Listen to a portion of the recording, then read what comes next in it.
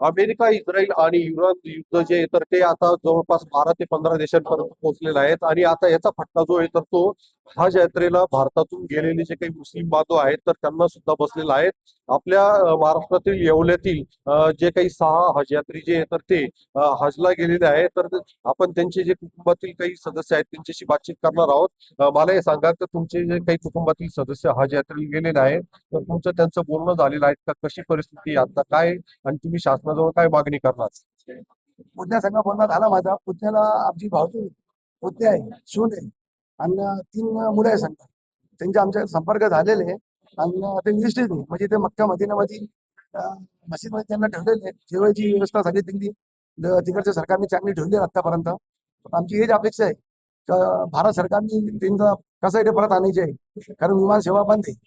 तर लवकर कसं त्यांना परत आपल्या महाराष्ट्रामध्ये आणता येईल त्याचे प्रयत्न करा सरकारने.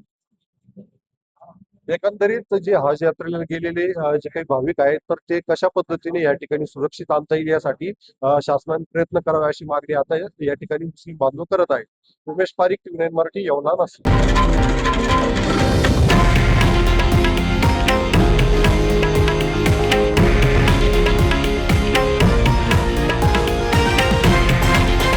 हे आहे देशातील नंबर 1 न्यूज नेटवर्क आणि आपण पाहत आहात टीव्ही 9 मराठी, एकमेव.